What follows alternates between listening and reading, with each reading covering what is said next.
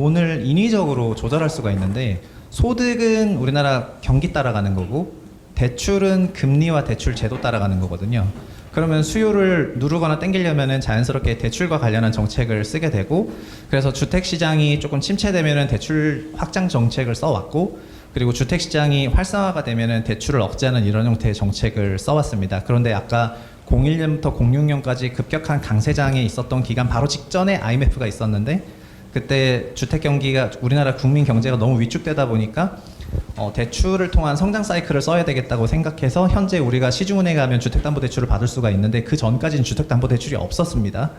그래서 99년부터 주택담보대출을 시중은행에 허용해주면서 담보대출 사이클을 만들기 시작을 했고, 그리고 카드는 지금 저희가 다 쓰지만 그때부터 본격적인 카드 사이클이 열려서 신용과 담보대출 사이클 양쪽으로 열다 보니까 2000년, 2001년, 2002년에 우리나라 최초의 레버리지 사이클이 만들어졌고요. 그리고 가게는 돈이 생기면 집을 삽니다. 기업은 돈이 생기면 설비 투자와 고용을 하는데 가게는 집을 사요. 그래서 2000년부터 2006년까지 첫 번째 레버리지 사이클. 그리고 빨간색 선은 주택가격 연도별 상승률이고, 회색으로 표현한 거는 가계 대출인데, 신용을 뺀 가계 대출 규모인데, 00년이 지금 빠져서 안 보이지만 00년은 20조, 01년은 40조, 02년 60조, 이렇게 가계 대출 사이클이 첫 번째로 빅 사이클이 올라왔고, 2003년에 너무 돈을 많이 빌리다 보니까 카드 대란이 일어나서, 그 카드 대란 하면서 지금 당시 LG카드가 망해서 신한카드에 합병된 일이 있었는데, 그 카드 대란 하면서 2년 동안 경기가 좀 위축되다가 다시 2005년, 2006년에 대출 사이클이 일어났고, 주택가격 상승률 보시면 20%대가 넘어서 엄청난 강세장이었습니다. 그리고 가계대출이 증가하지 않은 채로, 그러니까 가계대출 증가율이 떨어진 채로 그냥 60조 원대로 거의 한 6년 동안 계속 갔고요.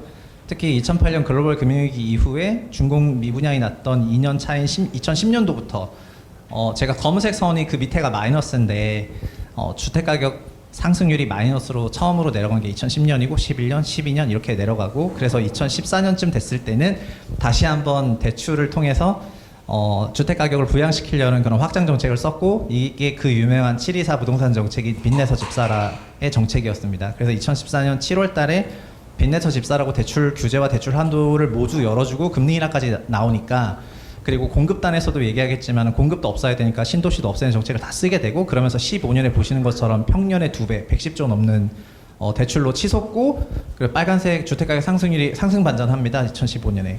그리고 계속해서 주택 대출에 따라서 등락을 거듭하다가 2019년 정도 됐을 때는 가계대출 규제가 굉장히 강화가 되면서 상승률이 조금 위축됐었지만, 코로나가 오고 20년, 21년에 다시 월에 10조 원 이상, 연 기준 120조 원 넘는 돈을 2년 연속 빌렸고요. 그리고 이건 가계 대출이잖아요. 2018년부터는 가계가 아니라 사업자 대출을 하시는 분도 늘어서 2018년 기준으로 사업자 대출이 400조 원이었는데 현재는 700조 원에 이릅니다. 그래서 가계와 사업자 대출을 합치면 상당한 레버리지 사이클이 일어났고, 그 결과로 지금 두 자릿수 가격 상승률이고, 작년 기준 우리나라 역사상 처음으로 가계가 돈을 갚았어요.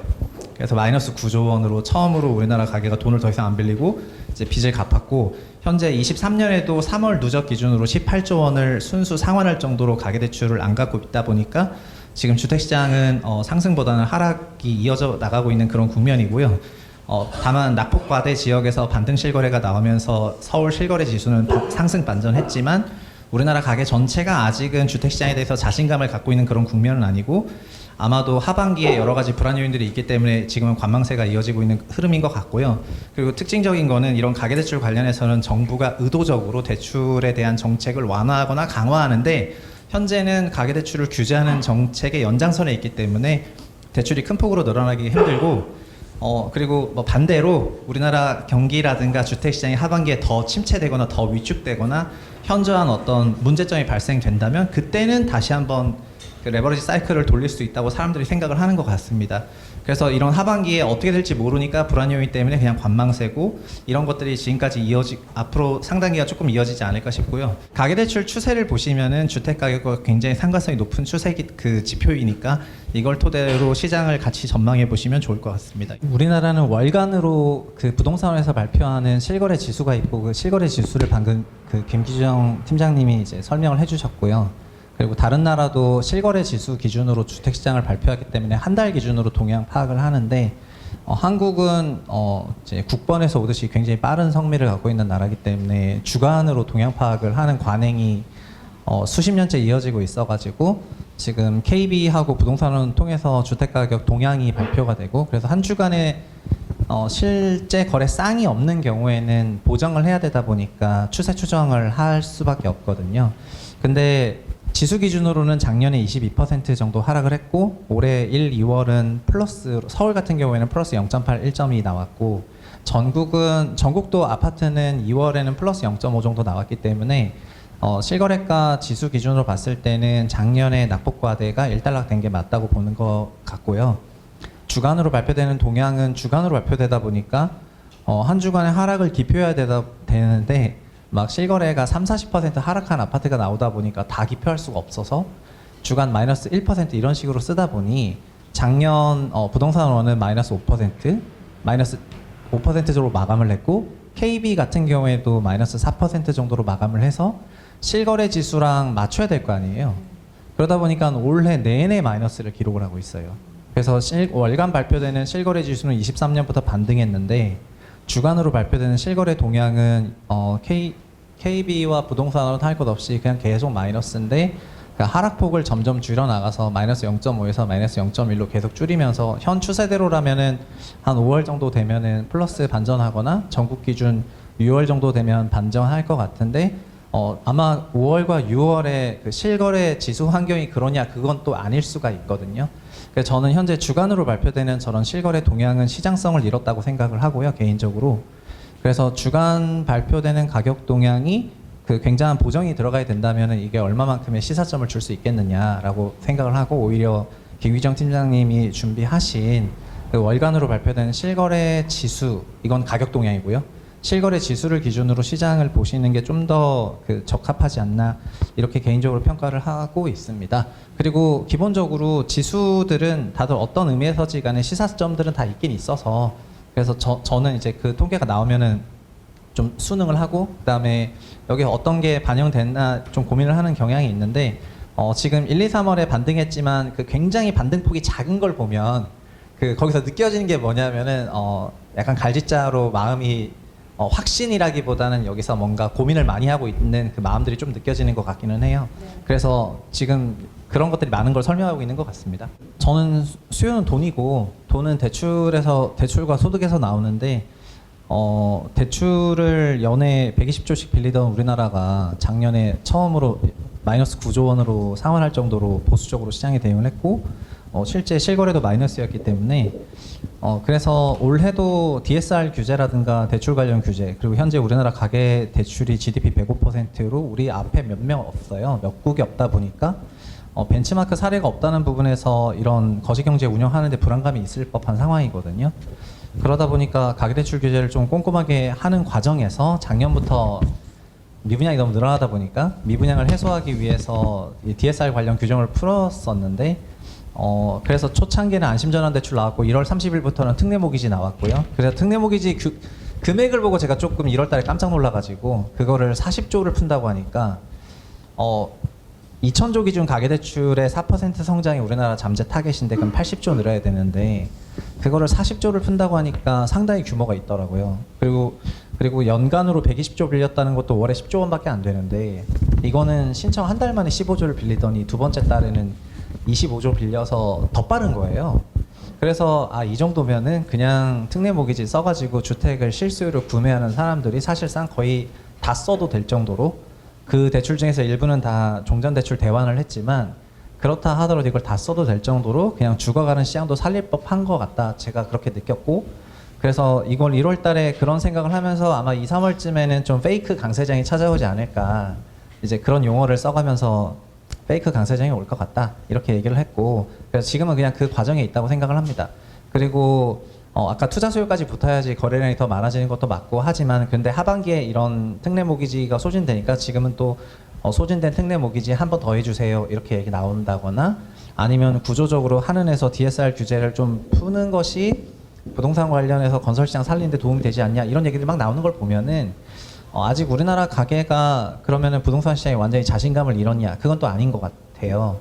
그래서 작년 같은 경우에는 기준금리가 굉장히 올라가고 뭔가 자신감을 잃으면서 좀 패닉 셀링이 나왔었던 것 같은데 지금은 이런 거 저런 거 재면서 거래할 수 있을 정도의 그 여유는 생긴 것 같거든요.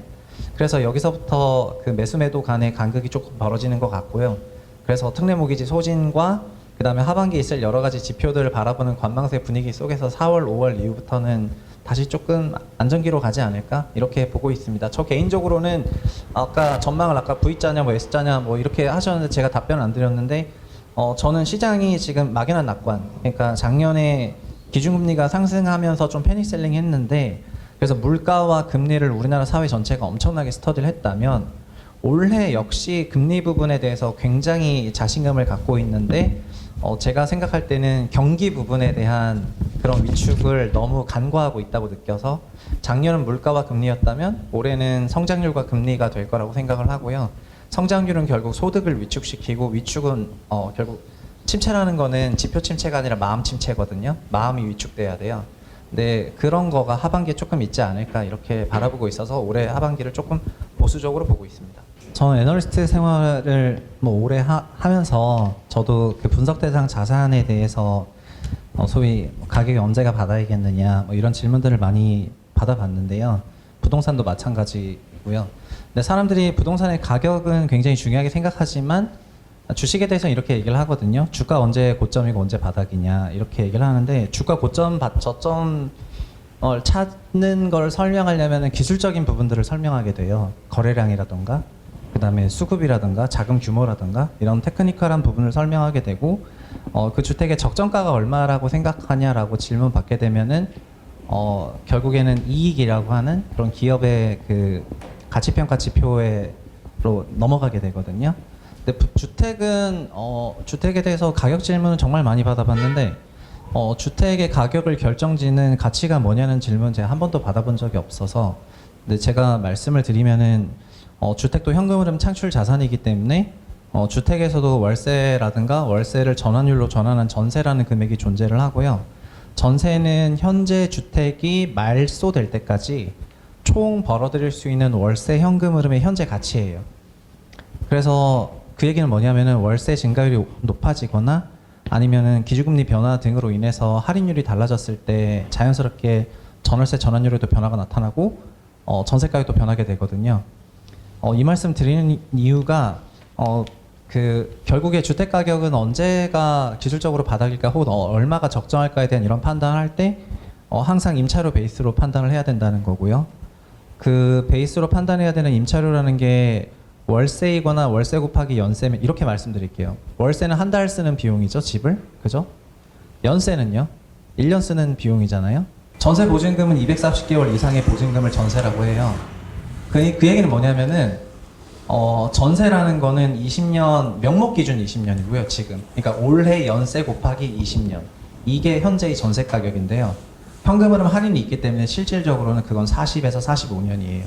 그 얘기 뭐냐면은 전세를 내가 디파짓 한다는 거는 이 주택을 내가 월세로 돌렸을 때 벌어들일 수 있는 전체 총 현금 흐름의 현가가 현재 전세예요.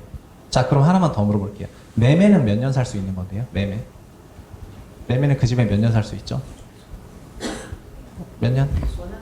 아, 그렇죠. 원하는 만큼이죠. 그럼 전세와 매매에는 뭐가 있는 거죠? 전세와 우리가 갭이라고 말하는 전세가와 매매가의 차이인 그 갭 가격. 갭 가격이 뭘까요? 갭 가격. 저희가 이미 답을 다 얘기를 했는데. 갭 가격. 갭 가격은 미래 주택에서 발생하는 무제한의 기간을 주택에서 발생하는 현금 흐름의 현가예요. 그래서 뭐냐면은 요약할게요. 월세 한 달, 연세 1년, 전세는 명목 20년, 실질로는 45년, 매매는 무제한인데요. 무제한인데 그러면 매매와 전세의 차이라는 거는 45년 이후, 지금 주택이 멸실된 이후에 우리가 내야 되는 임차료의 현재 가치라는 거예요. 그러면은 미래 임차료의 현재 가치가 얼마일지 역시 우리가 어느 정도 계산을 할 수가 있는데 그게 그 자산의 요구 수익률에 의해서 변하게 되고요.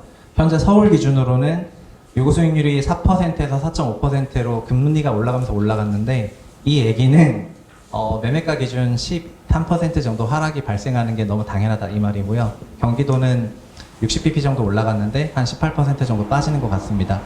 근데 그 말씀 드린 이유가 부동산 자산이라는 게 굉장히 고가이고 이걸 거래하는 사람들이 매우 여러 가지를 고민하면서 합리적으로 고민하다 보니까 그냥 묵은 거 아니면 중개사분들이 권장하는 그런 귓가격 뭐 이 가격이야 없어요 이런 거에 거래되는 것 같지만 그 매수 매도하는 그 경제 주체들이 판단이 매우 과학적으로 나온다는 거를 말씀을 드리고 싶고 그럼 여기서 던져야 되는 질문은 내가 내가 집을 반드시 사야만 하는가 그러니까 이 가격에 이 월세가 이렇고 연세가 이렇고 전세가 이런데 내가 매매는 전세 예를 들면은 3배 정도 되는 가격인데 전세 3억인데 매매 9억이 있다 해볼게요. 그거를 내가 사야만 하는가라는 그런 질문에서 3억 정도만 있어도 그 집에는 40년 사는데 문제가 없어요. 그러면 그거를 9억씩 주면서 사야 되는 이유는 뭔데요? 거기 몇백 년 살아야 되는 거잖아요. 그게 비싸다고 생각할 수 있다면 살 필요 없다는 건데 이런 것처럼 그 임차료를 기준으로 주택의 적정가를 계산하시고 대응하시는 훈련을 하시기를 바라겠고요. 저는 이 임차료의 추세가 결국 경기 대출 등등을 따라가는데 기술적으로 아까 가격 저점을 물어보셔서 테크니컬한 기술 저점은 하반기에 발생할 것 같습니다. 기술상으로 주택임대사업자 말소되고 역전세 심화되고 PF 리스크가 있고 또 우리나라 성장률 내려가는 그 과정에서 금리 조정해야 되고 그 다음에 해외와 여러 가지 봐야 될 게 많다 보니까 기술적인 그 복잡한 게 하반기에 너무 지켜져서 저라면 하반기를 넘어갈 것 같습니다. 그냥 하반기는 미리 선대하기보다는 하반기 보고 나서 결정하자 이렇게 할 것 같고요. 보고 나서 결정한 다음에는 매매전세 비율을 보면서 고민을 할 것 같아서 어쨌든 하반기는 또 넘어가시라는 그런 말씀 드리고 싶네요. 저희가 전세가율이라는 말을 쓰는 거에 그 역수가 그 매매 가격의 소위 전세가 대비 매매가 배율이라고 할게요. 전세 배율이라는 말을 써볼게요. 전세가율 50%가 약간 매매는 현재 주택의 현금흐름의 총합이고 갭 가격은 미래 주택의 현금흐름의 총합이라고 말씀해서 이거를 조금 헷갈리게 생각하실 수가 있는데 현재 우리나라 주택에서 요구하는 그런 내가 주택을 사서 이거를 정말 한 300년, 500년 임차를 하면 임차소득이 생기잖아요. 그 주택을 매수하고 임차를 돌려야 되겠다고 생각하는 사람이 4%를 원한다면 전세의 2.3배여야지 돼요. 매매 가격이 4%를 원한다면 이 얘기는 2를 2.3으로 하면 몇 프로죠? 계산기가 있으시면 해주시면 40% 조금 넘나? 40 몇 퍼센트 정도 될 것 같습니다. 한 44% 정도 될 것 같네요. 4.5%를 원한다. 그럼 여기서부터 좀 쉬워지는데 1.9배여야지 돼요. 그래서 전세가율 55% 1.9배여야지 되고요. 그리고 내가 주택으로 한 5% 벌고 싶어 이렇게 요구 수익률이 올라가면은 그때는 1.6배가 돼요. 전세에. 그러면 역산하면 전세가율 62% 정도가 될 거예요. 그리고 역사적으로 서울시 전세가율이 상대적으로 높았던 거는 서울이 소위 알짜 자산이니까 투자자들의 요구 수익률이 낮아도 그걸 사고 싶어하는 사람이 많았기 때문에 서울의 전세가율이 높았던 거고요. 그리고 아까 인구도 얘기했고 여러 가지 얘기했는데 지방으로 가면 갈수록 이게 전세가율이 높아져요. 그거는 요구 수익률이 지방으로 가면 갈수록 높아지기 때문이고 지방에서는 6%를 줘도 위험해서 안 사. 7%를 줘도 위험해서 안 사. 8% 정도 줬을 때 위험하지만 8%면 안전자산이 4%인데 요건 8%니까 약간 사볼만 하네 하면 거기서 매매가 되거든요. 그래서 외곽으로 가면 갈수록 전세가율이 90%로 높아지게 되는 그런 과정이 거쳐지고 그래서 전세가율이 우리 사회 전체가 우리나라 부동산 시장이 어디가 제일 알짜인지를 어디에 대해서 위험하다고 생각하는지를 이미 지식 체계를 가지고 다 그려놨다고 생각을 하시면 돼서 전세가율과 전세가 그리고 전세가의 역사는 그 배수 이런 것들을 통해서 시사점이 있는데 그것조차도 기준금리와 투자 수익률, 요구 수익률 등에 따라서 시장 전체가 돌아가고 있다는 걸 보면은 그래서 이게 근본 6천조 시장이 근본 없이 가진 않는데 그 근본이라는 건 무엇인가 결국 임차료라는 주택의 가치로 매우 합리적으로 움직이는데 일부 어떤 구간에서는 거래량이 너무 적다 보니까 가격이 좀 오버슈팅, 언더슈팅 되는 것 같지만 코어는 임차료라는 거죠. 그래서 그렇게 말씀을 드리고 싶습니다. 수요 공급에서 수요는 소득 플러스 대출이고 소득은 아까 인구 얘기 나왔는데요. 소득은 인구 비례가 아니라 인구 곱하기 생산성입니다. 그래서 연령별 소득을 잘못 계산했다가 인구가 감소하면은 수요가 감소한다는 오류를 많이 저지르고 그래서 실제로는 인구가 매우 감소하더라도 혹은 가구가 감소하더라도 일본이나 다른 선진국처럼 인당 생산성이 늘면서 총소득이 늘어나는 경향을 보여왔기 때문에 이제 소득 부분에 대해서는 그렇게 생각하시면 될 것 같습니다. 다만 우리나라는 이제 글로벌이 아니라 우리나라를 놓고 보면은 한국은 하느니 2월엔 1.6% 봤는데 GDP 그로스를 근데 지금 시장에서는 1% 미만으로 다 생각을 하고 1분기에도 0.1 정도 될 것 같기 때문에 연유로 하면은 0.8 좀 안 될 것 같아서 올해 말이 되면은 거의 좀 금리를 내리지 않을까 이런 생각이고 이런 생각조차도 지금 저는 주택가에 프라이싱이 돼 있다고 어느 정도 생각을 하고 있습니다. 그리고 대출은 제도적으로 말씀드렸던 것처럼 가계 대출이 105%로 너무 높으니까 이거를 폭발적으로 늘릴 생각은 없고 명분이 있어야 되겠죠. 그래서 그 명분이라는 건 경기가 둔화되는 거잖아요. 그래서 가계 대출에 대해서 피봇하려면 명분이 나와야 돼요. 그게 하반기에 아마 PF 위기가 됐던 글로벌 쿠션 쳐서 우리나라 경기 둔화가 됐던 여러 가지 부분에서 당장 한은에서 경제 지표 성장률 낮추는 것도 명분이 될 수 있기 때문에 대출에 대한 그 피봇 정책은 하반기가 돼야지 되겠죠. 그리고 공급이요. 공급은 공급과 정말 그대로 분양이라고 하는 연평균 공급 물량하고 공급의 그 기반이라는 개념이 있습니다. 이 두 개는 매우 혼동하면 안 되는데 공급은 눈에 보여요. 인허가에서부터 올라오고 그 다음에 분양으로부터 3년 후에 입주가 되기 때문에 이거는 눈에 보이는 공급이고 이 숫자는 변하지가 않아요. 올해 분양하는 건 변하지만 작년 분양한 건은 변하지 않았기 때문에 플러스 2년 차의 입주량은 확정값이죠. 그래서 이런 입주 물량 계산은 아주 쉬운데 뭐가 어렵냐면은 그 공급 기반이라는 거는 토지하고 그 다음에 아직은 사업 시행인가를 받지 않았는데 수요가 있는 지역이라고 생각하면은 시행사들이 도시개발 사업이라든가 아니면은 정비사업 같은 거 구도심 공급 기반은 정비사업 규제 완화고 재건축 재개발 신도심 공급 기반은 도로망 같은 거예요. 그래서 근데 여기서는 정책이 들어가는데요. 그러니까 3년간의 분양과 인허가는 정책이 크게 안 들어가지만 공급 기반은 정책이 들어가고요. 현 윤 정부는 문재인 정부 때에 공급 정책을 승계했고 그래서 3기 신도시와 3기 신도시 주변의 교통망을 승계했을 뿐만 아니라 박근혜 정부의 구도심 공급 기반이라고 하는 구도심 재건축 재개발 규제 완화까지도 승계했기 때문에 공급 기반에 있어서는 가장 적극적인 정부라고 저는 결론을 내리고 있습니다. 문재인 정부 때는 신도시 공급 기반은 정책 폈지만 구도심은 규제했죠. 그리고 박근혜 정부 때는 구도심 공급 기반은 확정하기 위해서 재건축 관련 3대 규제 다 풀었지만 신도시를 안 하면서 풀었거든요. 근데 윤 정부는 둘 다 하기 때문에 공급 기반은 매우 널널하죠. 그래서 공급 기반적인 측면, 공급 기반이 충실하다면 자연스럽게 시장 상황에 따라서 공급량이 조절이 될 수 있는 것이고 인위적인 공급량 조절이 현재 상태는 어렵다고 생각을 해요. 그래서 앞으로의 정책의 그 전환 포인트를 볼 때도 소득과 경기 쪽에서는 하반기 불확실성이 그 피벗 포인트가 될 거고요.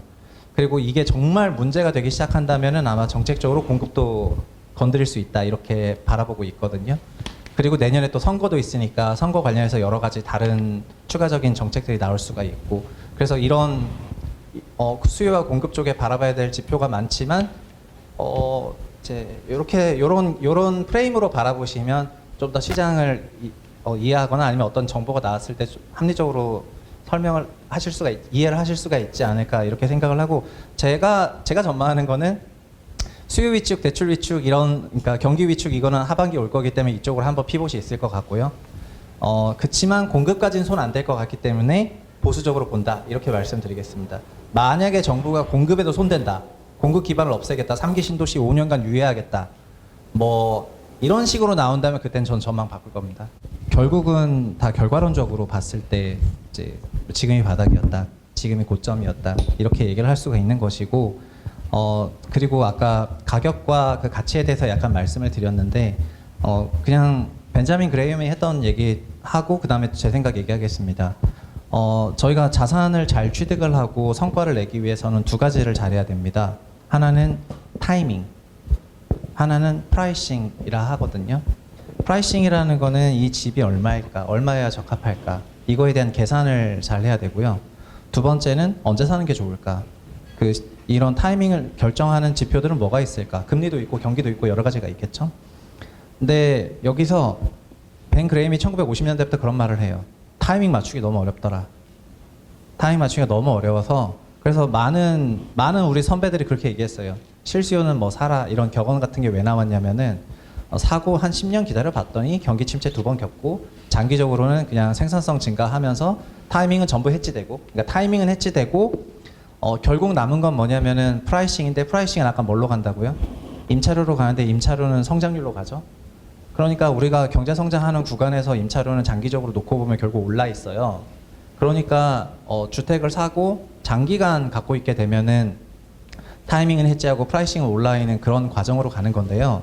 제가 아까 프라이싱에 대해서 어떻게 기준을 삼아야 될지 모르시거나 저도 작년까지 몰랐기 때문에 이렇게 기준을 삼았더니 조금 욕이 나더라 해서 제가 월세와 전세와 전세의 적정 배율이 2.3배다, 1.9배다, 1.6배다, 금리 따라 달라진다 이렇게 말씀을 드렸고 그건 약간의 일종의 가이드라인이라고 생각하시면 될 것 같고요. 가령 예를 들면 저는 이래요. 타이밍 잘 모르겠어요. 근데 제가 바라보고 있는 주택에 제가 지금 내고 살 수 있는 임차료 레벨을 제가 내고 살고 있는데 그 주택이 경기도면 예를 들면 전세 시세 1.6배, 서울이면 전세 시세 1.9배로 들어왔어요. 그러면 저는 그 가격을 합리적이라고 생각을 하고 매수를 할 수 있을 것 같아요. 그리고 주택 가격도 뭐 절대 지표를 봤는데 20년, 21년 가격이 아니라 이미 지수상으로 상당한 현저한 수준으로 하락을 해서 코로나 직전까지 지수 자체가 20년 이전으로 거의 가고 있잖아요. 그럼 어느 정도 내려왔는데 여기서 더 바닥을 가는 그 타이밍을 잡기 위한 노력보다는 저라면은 제가 여러 가지 설정한 기준에 들어오면은 살 것 같고요.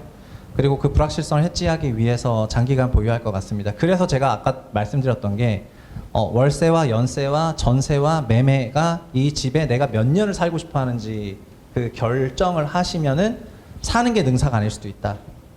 왜냐면 산다는 거는 거기 350년 이상 사셔야 그 본전이 나와요. 그래서 근데 지금 뭐 인공지능이 병 다 고쳐주면 350년 살 수 있죠. 근데 전세만 하더라도 45년 살 수 있거든요. 그러니까는 이 매매라는 거는 정말 투자성과도 투자성과인데 그 코어는 임차료에 있으니까 진짜 100년 이상 거기에 거주하실 마음으로 내가 여기 살다가 우리 자녀들한테도 다 주겠다 이러면은 사시는 거지. 이거 사서 벌어서 이렇게 하면은 타이밍과 프라이싱 그 두 개의 함정에 빠지게 될 가능성이 너무 높다고 말씀을 드리고 싶습니다.